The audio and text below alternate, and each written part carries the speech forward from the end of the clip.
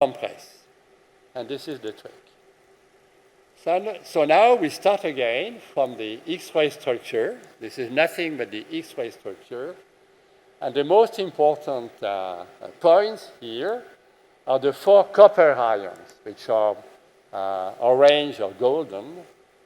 And if we remove those 4 copper ions, the system will be completely rearranged, will be completely modified, and this will lead to compression of the gas which is in between the porphyrids. So let's do that. Again, this is the X-ray structure. And now we send the signal. We remove the copper, and the system changes completely.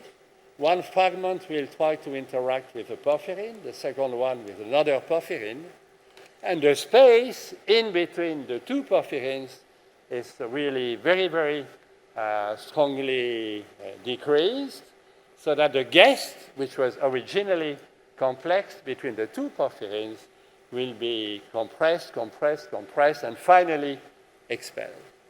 If we add copper again, so this is the other chemical signal, we regenerate the starting molecule with a relatively large cavity, which can be occupied again by some small organic gas. So let me conclude on this part by saying that before the emergence of molecular machines, synthetic molecules were mostly considered as motionless objects or species undergoing stochastic motion. Molecular systems undergoing large amplitude motions in a controlled fashion were very, very scarce, almost unknown. And so this is, I believe, the main contribution that the various groups which worked in the field of molecular machines brought to the scientific community. Now, just a few minutes on applications or potential applications of this field of molecular machines and muscles. For the moment, it is still difficult to know exactly in which field these molecules will find important applications. But there are already answers, or let's say beginnings of answers. One commercial application, so it's really commercially important, is that of polyrotaxanes.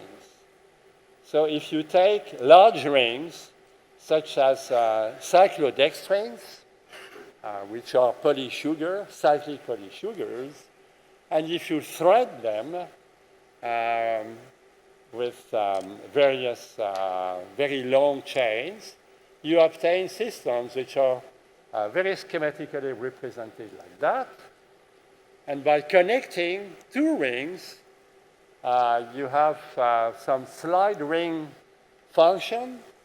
And so you incorporate slide ring elements, and this is called the pulley effect, like a pulley. And the molecule, the organic backbone, becomes incredibly flexible. You have a gel, but it's a gel which is incredibly mobile in terms of molecular mobility.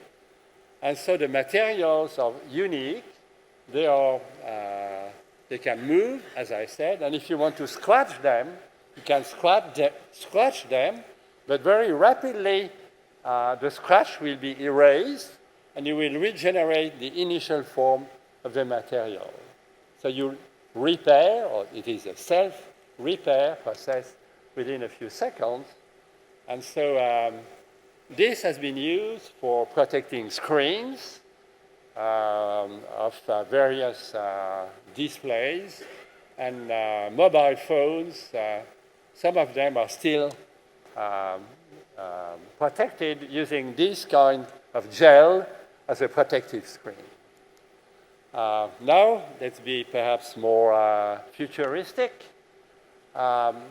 Fraser Stoddart and his group have done beautiful work in collaboration with Jim Heath on storing and processing information with molecules, So this could be perhaps an interesting extension. Synthetic enzymes will also be certainly the subject of intense research, because enzymes are, generally speaking, kind of molecular machines. Molecules or molecular systems which can sort and transport molecules, in particular through a membrane. Now this is more futuristic, science fiction-like, but robots, micro-robots, nano-robots will need artificial muscles or will need other artificial molecular machines. Vectorization of biologically active species, so this is targeting, will probably be one of the main fields of application in the future. Long-term future or not, we don't know. But targeting tumoral cells is a very active field of research for the moment. And let me finish up by saying that in spite of the many possibilities offered by molecular machines in terms of potential applications for the future, one should keep in mind that basic research is still of utmost importance and is or has been at the origin of most of the technologies we are nowadays using in our daily life. Let me finish up by thanking some institutions, my university,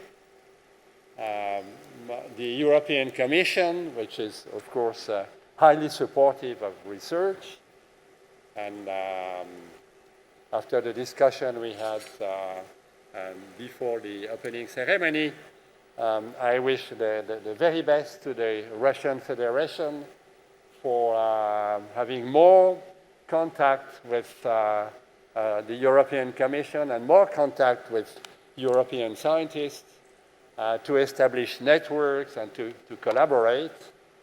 A big thank you to the people in my group, PhD students, postdocs, and professional researchers. And this is one of the specificities of the French system. We work with professional researchers belonging to the CNRS, the research agency, or members of the university. And so when I started my group, we were something like 4 or 5 professional researchers, very good friends, and we were working together. This can be extremely efficient. I had 2 great teachers. I'd like to thank my family and my 2 friends, Fraser Stoddard and Ben Feringa.